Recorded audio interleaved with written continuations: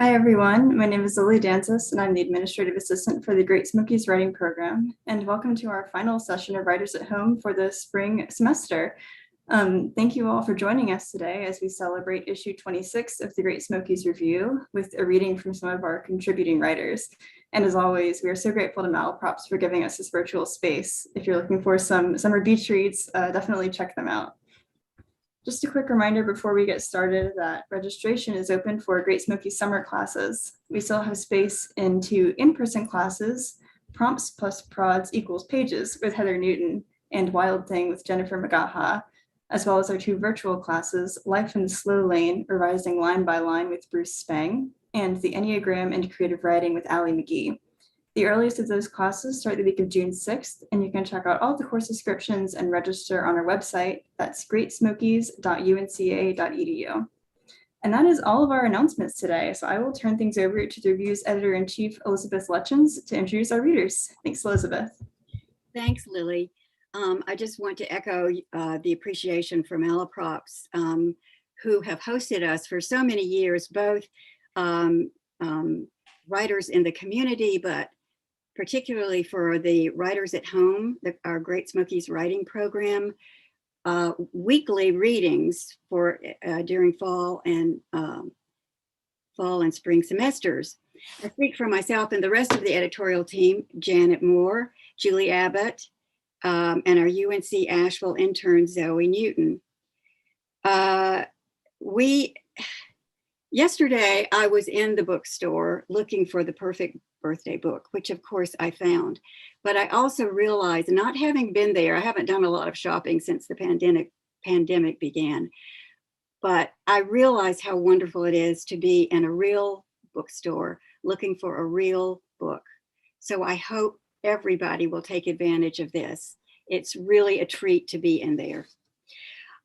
Today, we're just going to hear from a few of the readers whose work appears in the spring issue of the Great Smokies Review. We wish we could have everyone, but time doesn't allow. First will be Kathy T. Scott, who has worked as a waitress, security guard, and house cleaner, and is now retired after a career as an elementary school counselor. She writes as a way to nail down the videos that play in her head with their unruly characters and puzzling storylines. She grew up in Vermont and has 2 grown children who are native North Carolinians. Reading next will be J.F. Upjohn, who believes that beauty and its guises are the answer to most, if not all, of life's conundrums. She splits time between the North Carolina mountains and Brooklyn, New York. Brian Postel is a writer living in Asheville. He loves fishing, I'm sure he loves it too, making music, and generally getting lost wandering around in the woods. His story, Hard Ground, was written in the fall 2020 Great Smokies Writing Program class, The Southern Short Story. Amy Miller lives in Asheville with her husband and their 2 young boys. She enjoys hiking tall mountains, traveling, and writing short stories from the solitude of her laundry room. K.E. Dixon, who otherwise goes by her first name, Carrie, is a writer and creator of many things. Currently, she lives in Asheville with her other half and her small dog, Amelia. Concluding this afternoon will be our special features editor, Janet Moore, reading a creative nonfiction piece from the spring issue written by Heather Newton. Heather is the author of the recently published short story collection, McMullen's Circle, which was a finalist for the W.S. Porter Prize. Her novel, The Puppeteer's Daughters, is forthcoming in July and has been optioned for television.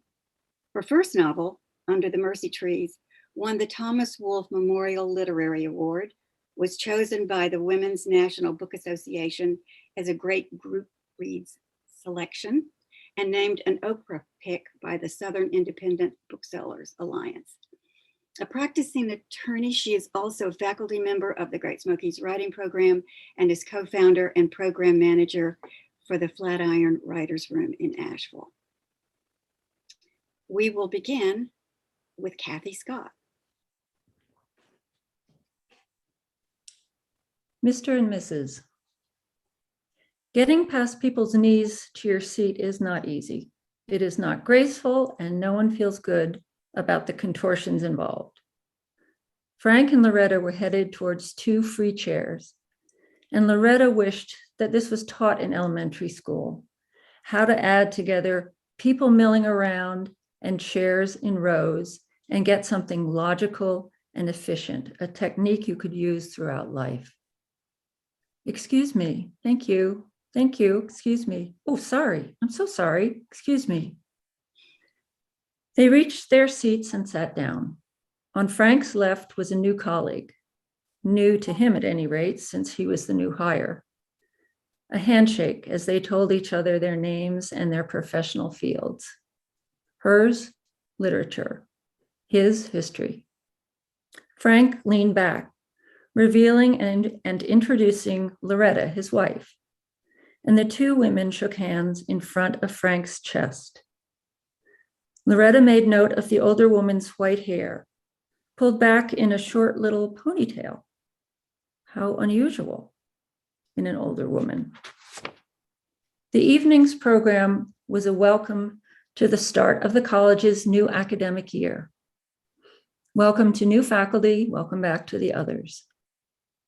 Frank's and Loretta's day had been long, with unpacking and all the big and little decisions of a new home. They had had a little trouble finding a babysitter for their children. Everyone was friendly, though, and the speaker up front, someone from the administration, was so clear and helpful, soothing even. Loretta looked around the room. The light from those magnificent chandeliers was very bright, wasn't it? The room itself was getting quite warm. Another speaker replaced the first. Loretta could sense before she felt Frank's fatigue. She sensed his body begin to relax, to slump a bit in the seat next to her, and then she felt his arm and shoulder lean against hers. Frank was a good napper. He could do it anywhere. He had once left the table during a dinner party they were hosting and was gone long enough for the guests to notice. Excusing herself, she'd found him asleep on the toilet, looking as relaxed as if it were a feather bed he was on. Here this evening, though, would not be a good place to nap. She squeezed his arm through the wool jacket he was wearing, hard enough to feel him stiffen and straighten up, squaring his shoulders. He looked straight ahead, acknowledging nothing, and cleared his throat quietly. Loretta wondered if the older woman had noticed anything, but she decided against sneaking a look. It was so exciting to be here, Loretta told herself. Sort of a new start, although she wasn't sure why she might need one. They were married only 7 years, 2 little girls, had lived in 3 houses in 2 different states already, and now all these interesting people here to get to know. Exciting and nerve-wracking both.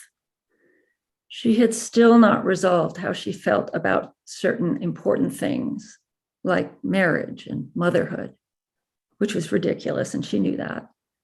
They were not things that could be figured out. They had to be experienced and taken one day at a time, and she had to be open to that. Being open seemed vital to success, and she did want all of this to be a success. Oh dear, Frank was starting to lean again. He'd crossed his legs, an achievement in the limited space he had, but done in such a way that his leaning this time was away from her and towards Dr. Ponytail. Now, Loretta took his arm and both squeezed and jerked it. Frank started upright and turned to look at her through his glasses, groggily. Damn, she knew what this meant. He had tasted sleep and was longing for it. This was going to be work. She laced her arm through his snugly and clinched things by grabbing her own wrist with her other hand. If anyone was looking at them, she thought, they must certainly look like a very loving couple. And of course they were, she quickly said to herself, very loving. Although, to be honest, her husband was a bit of a mystery to her. They were so very different in their backgrounds, for one thing. although they shared this. Both were working hard to be free of those backgrounds. His parents were academics from the Midwest, and the Midwest was a foreign land to Loretta. That's where people were on the judgmental side. True, but they were generally thought to be good folk, although as boring as could be. Her parents had divorced when she was a child. Her father ancient and her mother vivacious, each dedicated to high causes of their own, neither really to the vocation of parenting. Come to think of it, Loretta thought, she was still working on understanding not just her husband, but most everyone and why they were who they were. It was very tiring work. Frank's legs were still crossed, but the foot that rested on the ground had somehow scooted back and was under his folding chair. This was putting him in a precarious posture, configured now like the top that spins on its single point. When the next wave of fatigue crept in and washed over him, the situation began to unravel. His torso leaned towards Loretta, linked as they were, and she planted her feet on the floor, the better to stay upright herself. He was dead weight by now, and that was giving him momentum. She extricated her arm from his and released from that stabilizing support. Frank, hovering over her thighs, began a silent counterclockwise rotation. It was a slow motion nightmare. Loretta felt like being in a car wreck. That had happened to her once, and she recalled the distortion of time. She too leaned forward and wrapped both arms around his torso, pivoting most of her weight to her right foot, trying to correct course and to line him up with his own chair. Her mind flashed on the fireman's carry, something she'd heard of as a child. Was this it? If it was, she had even more respect for firemen. She felt his body following her lead to the left, and then, an instant later, realized the extent of overshoot. Dear God, he was on his way, and in a moment his face would be planted in Dr. Ponytail's lap. She might be a free thinker, that ponytail, but it would be pushing things. Loretta braced her feet on the chair in front of her and put her entire upper body strength into the effort of raising Frank upright. She was gratified when his back thudded heavily against the chair, and he woke just as applause filled the room. The program was over. It was time to go home. Around Loretta, people were rising from their chairs, collecting their things, turning to say goodnight to one another, waiting more or less patiently for the way out to clear. Frank stood up, she stood up, and Dr. Ponytail stood up. The two women caught each other's eyes. Loretta impulsively pushed her folding chair back just a bit, allowing Frank to pass in front of her and start alone down the line of empty chairs. She looked at the other woman who was looking at her with a friendly smile. The woman said, "Please call me Kit. We'll be getting to know each other, I'm sure. And thank your husband for the entertainment he provided this evening." So many different ways that situation could have ended. Loretta stared at her and realized her mouth was slightly open. She shut it quickly. No human being, none she knew at least, would have ever said that. It was so lighthearted, as if these situations were just stories and you were to enjoy them. As if, Loretta thought, being curious about what might happen next was more important than dealing with it, like you could hang your hat on curiosity. And then she found she was smiling back at Kit and saying, "Thank you very much." And she realized she really, truly meant it. She was thanking Kit for offering her something new, something Loretta hadn't encountered before. She just couldn't make out quite what that thing was that she was being offered. she would work on it. Thanks very much. And the next reader is J.F. Upjohn. Thanks, Kathy. I'm going to read a poem. It's the poem that's in the spring issue of the journal. I wrote this after I had a conversation with one of my siblings about our different reactions to a house fire that happened when we were kids. It's called Beauty. Did you miss it? Trauma is your baby. Don't hand it to me like some hot potato at the county fair. Sure, I can raise the scorch, breathe the memory fumes and the baby's wail. Recall with all senses open those fist pairs, vein pounding on the vast window viewing meadows in flames. Oh, hurl that Sony, hero father. Grunt and smash that picture pane to shattered waterfalls.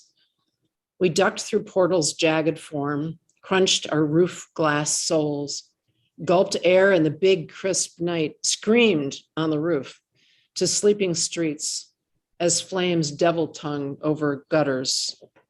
Scream and my toes at the edge like a dive toward blue air. My feet get hotter and I'm below in that sunroom as if twice existing. Down where mother read us flat books beneath butterflies pinned under glass flattening frames. Butterflies blackened, tiny feet, screams, would the roof fall in? Smoke capsuled the house. So sure, we could have, and almost in 4 minutes more, declared firemen after. But why stop there at conditional and almost? Oh, the neighbors, as if grapes of wrathing to some clearer coastline, wheeled car onto yard, bumped over rocks, crushed dreadful forsythia, my daily to cut. Mattress tilted on car top. We jumped, scattered that night to neighbors' beds and my scalp full of shards and coughing up nothing, while home's walls bled to bark and days moving, new schools, new walls, and all we lost and left behind, and so on and on. I remember it all, and can scorch that potato, make those butterflies screech. But oh, did you hear on that roof, in that dark, before mattress, before jump, those pops and pows? They hurled fiery triangles into the night. Sudden molten shapes, somersaulting tip over tail, lit mums in the dark. They fell into yard's black hedge, set the bushes to wailing. Did you hear? Did you see the triangles? If not, where were you facing? Your trauma-clutched recall is a dim tarp. Intended to suffocate fear, it invokes, celebrates your suffocation. You seized on 4, could have, almost. No amulet, mere petrified glass now molded to your fist. Why insist on a memory that memes only anguish? Unconfiscate yourself, loosen that grip. We lived, torn hands, pierced feet, charred lungs, proved life. Then proofs healed. What shadows blocked your view of beauty? Trauma is a depthless, brittle block. Can you put down your mind hardened shard? Let wonder find your palm? Fear, of course, I recall. In the color and light, mine failed to adhere, for moments at least, only awe. Thanks. Next reader is Brian Postel.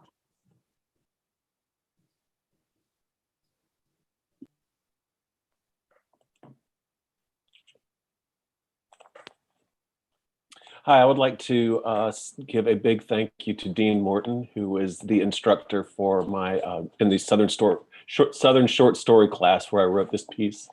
I want to thank him for encouraging me to apply to or to submit my story to the journal and also to help me get it to this place. So this is an excerpt from the story Hard Ground. I'm tired of the smell of mud, the dull, deep thickness of it. It is at the same time humid and chalky. It is a base layer. It doesn't overpower the smell of the clothes in the dryer or Ohia cooking onions, but it is patient and persistent enough to undercut all of those things. It is always there. Even after pulling the rugs and bleaching the concrete slab 3 times, the smell lingers. Every boot track on the car's floor mats, every shirt sleeve accidentally rubbed red. Even my skin, tanned and stained, carries a reminder of it. Out in the barn, you can't touch anything, pick up a hose or a bucket without a slip of the thin layer of the stuff. And I've had to throw away 2 pairs of boots, caked and ruined. I'm tired of the smell of mud. I'm tired of the constant granules and grit dried into my scalp and the black hardened crescents under my nails. I'm tired of the knee-wrenching slog to get from the front door to the road. I'm tired of the mired moonscape stripped of features and left flat and shining in moonlight by shoe-sucking mud. And I'm tired of being afraid of the rain. We are always looking up. Doesn't matter if we're pulling apart snarls of driftwood and ropes spiraled and braided up in high piles against the fence posts, or hauling another wheelbarrow of mud out of the stables. If there is even a scrim of cloud cover now, we worry about the sky. We've seen what 4 hours of bad rain can do, and too much of our imagination is taken up by the prospect of it happening again.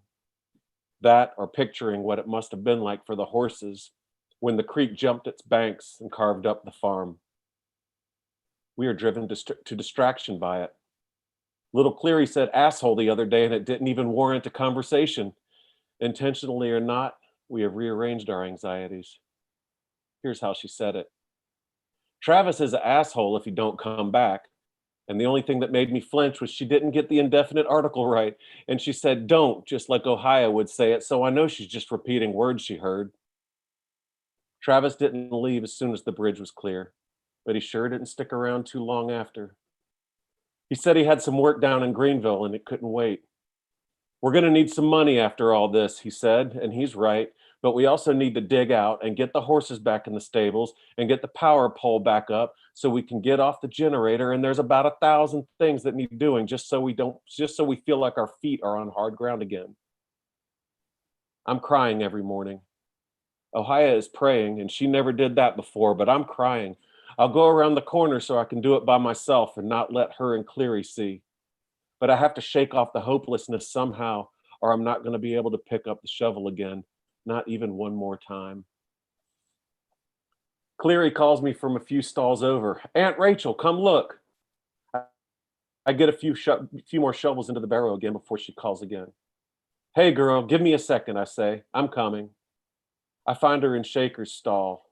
His name is burned in a cursive line on a board, hanging crooked from a nail. Cleary is standing against the planks of the wall and reaching up above her head and smiling with her eyes huge, twisted at her middle, and the elastic waistband on her breeches is showing.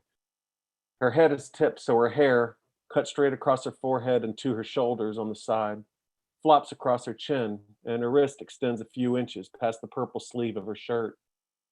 But even on her tiptoes, she still can't reach the high water line, a solid mark of dust, mud, hay flecks, and horsehair. She hops and slaps at it and smiles. Look how high it is. She's done the same thing about 100 times since we got back into the barn, either for me or for Ohia, and she's trying to get us to smile again. So I do. I smile at her and say, wow, you almost got there that time, girl. But I'm thinking about Shaker and that line on the wall and how he must have had to hold his chin up and his body steady to keep his nose above the surface. And how, a few stalls down, Ribbons, who is smaller, had to swim or tread or thrash to stay above the water before it receded. There are still slashes of mud splattered in the high corners of his stall, and to me they look like the wild marks of desperation. I shut my eyes and breathe deeply, trying to push away that horror. It's too much. Even with all the horses okay now and not one lost to the water, I can't let myself imagine that picture for too long. I get to where I can hear the hoofs banging against the wood, everything underwater except their heads and their shivering, soaking withers, and their round eyes darting, looking for us and us not there, and I can't breathe anymore, and I want to leap out into the aisle where I can see light and open air from both ends of the barn. But I don't do that this time. Instead, I reach out my hand to Cleary and tell her to come along and help me. There isn't much for her to do, but I like her near me when I'm working. Thank you. The next author up is Amy Miller.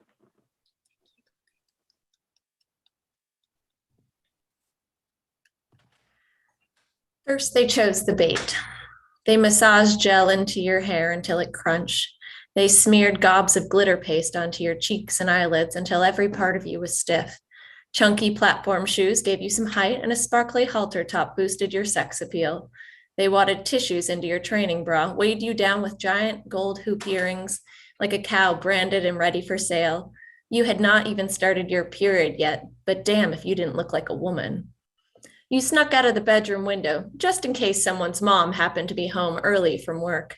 Together, you rode the city bus to the park and ride. The other girls were slouched in their hoodies, but you strutted the dirty bus aisles like a runway, shoulders back, big tits forward. The bus wailed to a halt as they passed you the cash, and the feeling of the tattered, sweaty bills made your stomach turn. Out in the parking lot, they scanned the scene.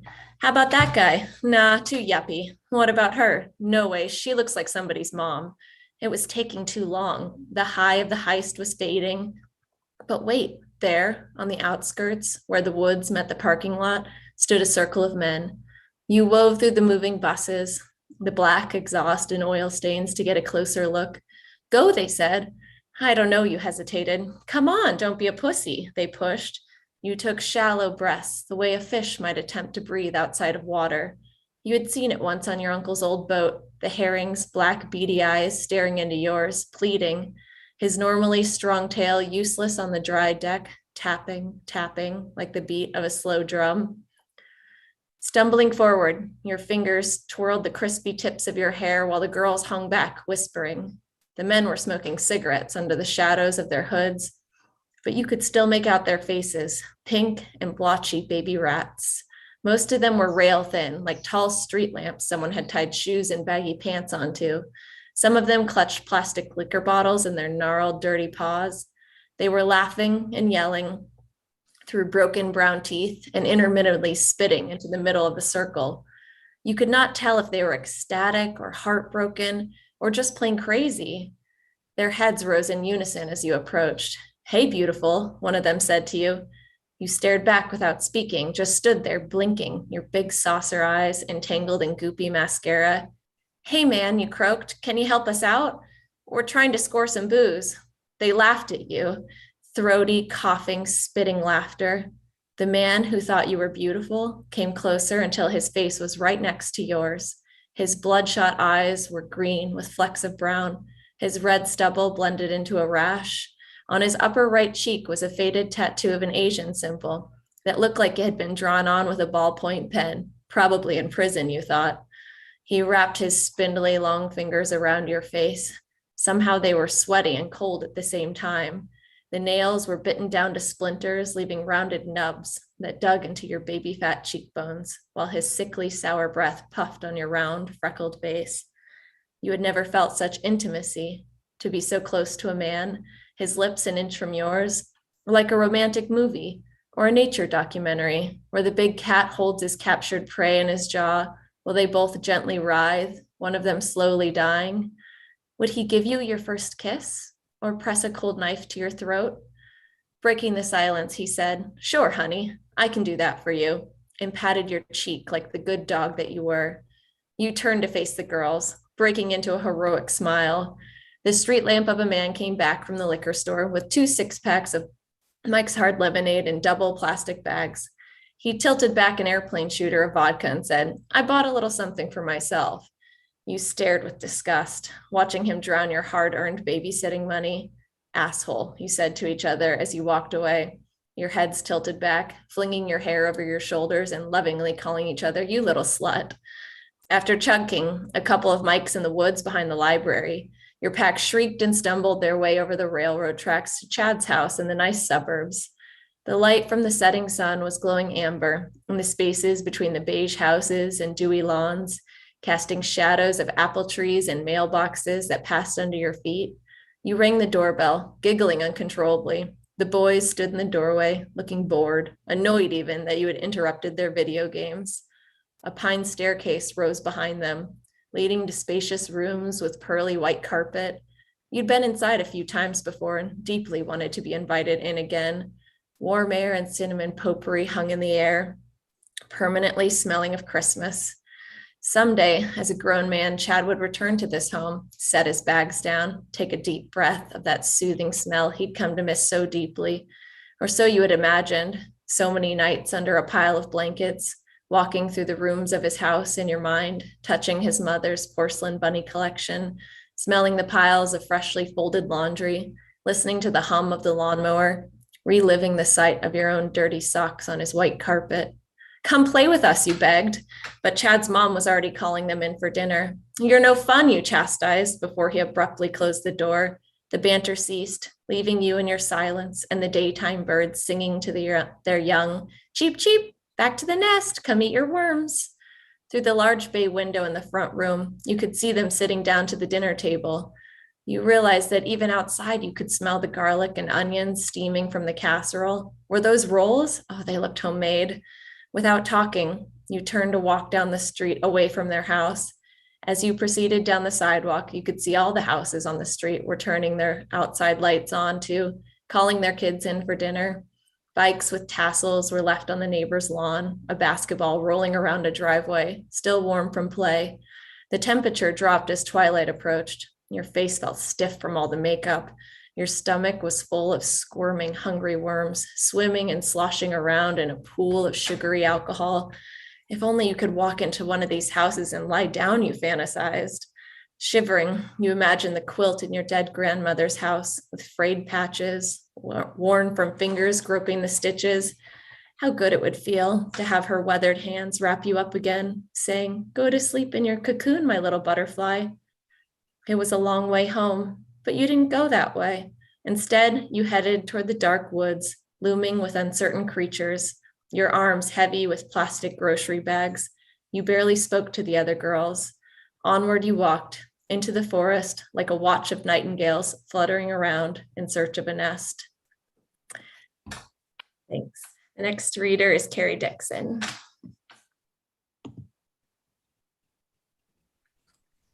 This is Myrtle. She feels the ground resist the shovel. The roots don't want to give up their lives in the earth, but she wrestles them from the ground. She takes her anger out on them. They are her family. They are her lot in life. They are her goals, her dreams, her enemies, and her pitfalls. The smell of alcohol hits her before she opens the door. The list of things to be done gets longer. Dinner needs to be made, kids need cleaning, and he needs tending. The last of the bacon is gone from the cellar. Fall isn't for 6 more weeks, and the last of the summer's harvest will have to stretch until then. The 3 oldest children won't go to school this year. They need to work. Every penny matters. They sit in the curing barn with her amongst the heady summer smells and learn their new jobs. It's all in the wrist, she explains to them as she pushes her needle through the leaf, flips it over, and drapes the bundle on the bar above her head. Already there are hundreds of hands hanging over them. He raises his hands at her. She takes the pain. This is the promise she made in front of God and her family, to be with him for richer or for poorer, in sickness and in health, as long as they both shall live. She prepares the ground for winter. The harsh summer dried the rest of the tomatoes on the vine. There will be no canned tomatoes to get them through till spring, but maybe, if she starts now, she can have some greens. They are tough and bitter, much like her. She pushes her shovel into the ground to take out her frustrations. She takes work at the neighboring farms. She is skilled at what she does. From suckering to picking to tying and drying, her life is tied to the life of the tobacco leaf. She has a reputation in the county as the best. She is efficient. She is strong. She is silent.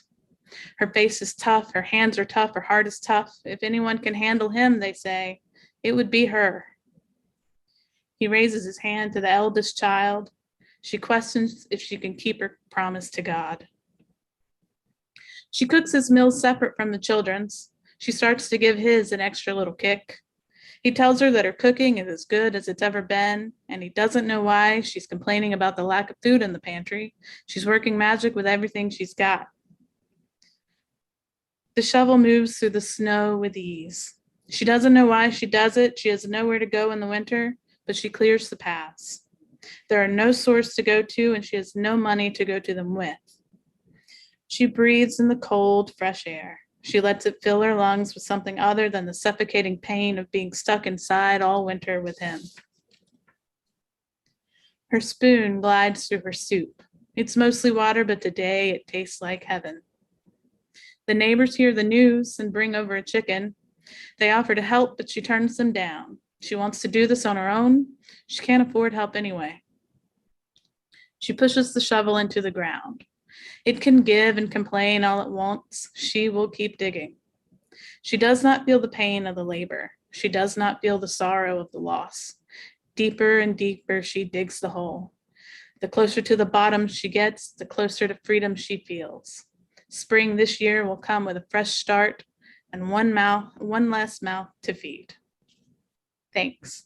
This is The Stole, Fiction, Memory, and Unwanted Legacies by Heather Newton, which Janet would have done a gorgeous job reading this if her internet had been cooperating. You can have it, says my mother. I don't want it. I only want to borrow it, I say. I've come to visit her, trading Asheville's cool mountains for Raleigh's oppressive August heat.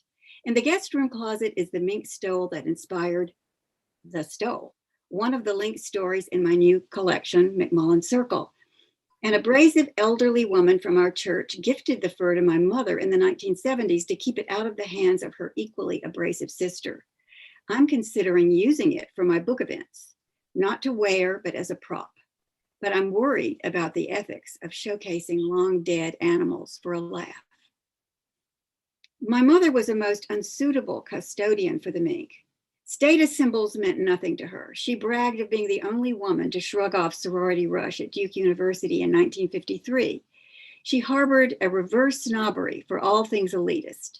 In her late 30s, at the time of the gift, rather than attend any event that called for a fur, my mother would have preferred playing roll to the bat or climbing a tree in our yard or regaling giggling girlfriends with jokes and blue nun.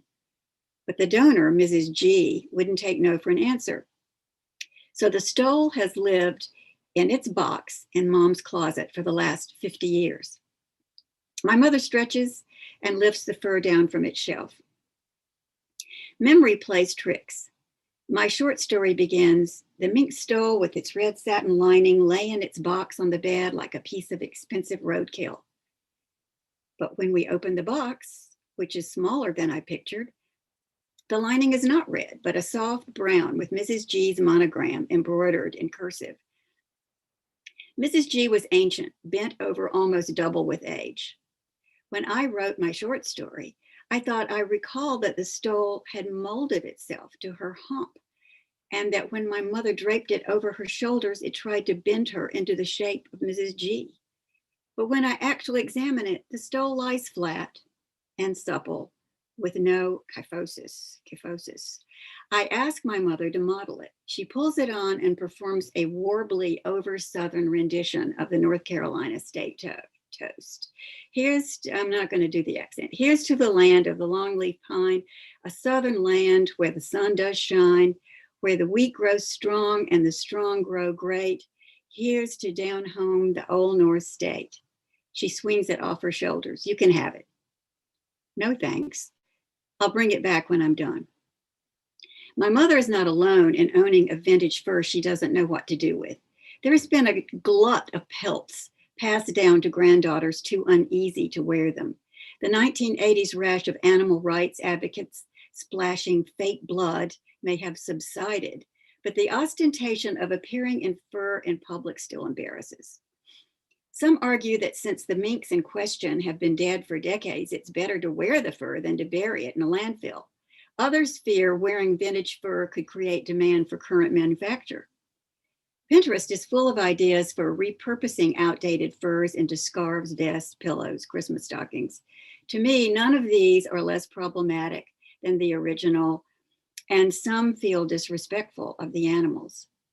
As for donation, there are enough old minks in circulation to supply every community theater in the US several times over.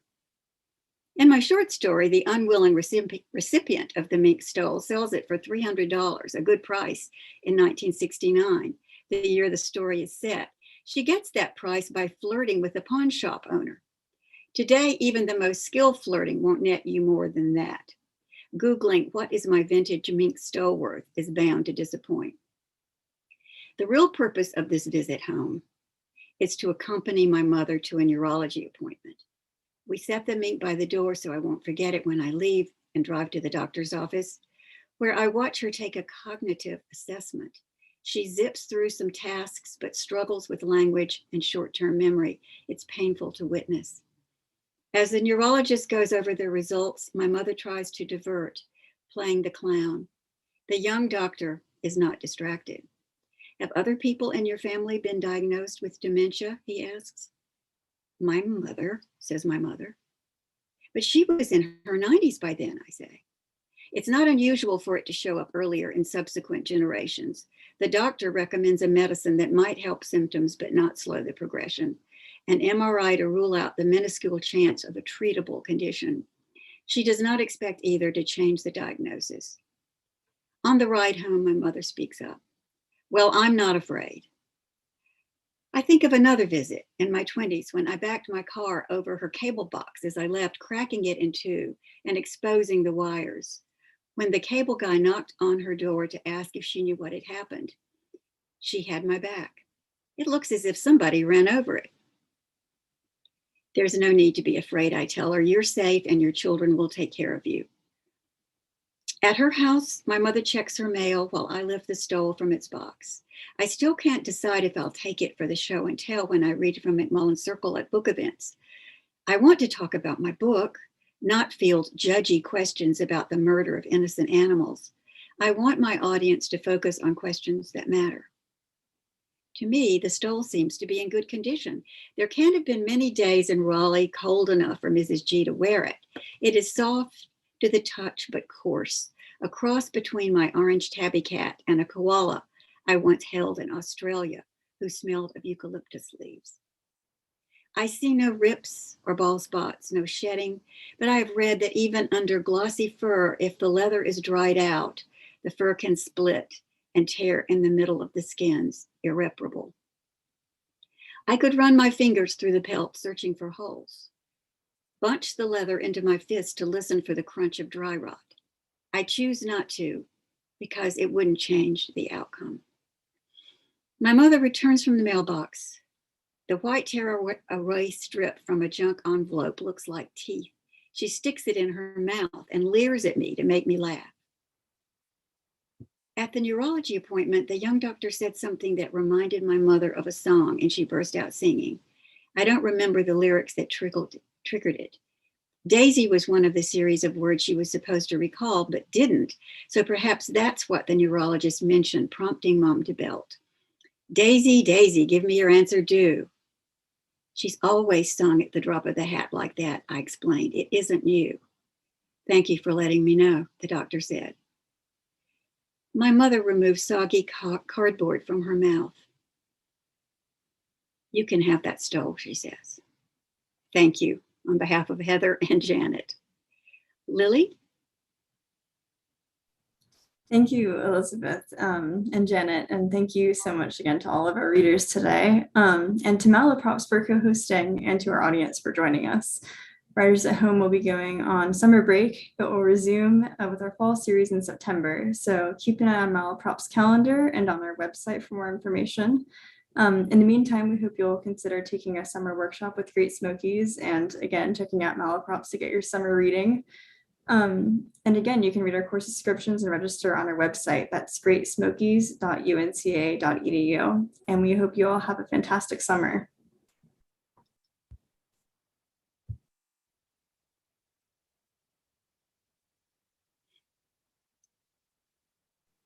Okay, we're off the live stream.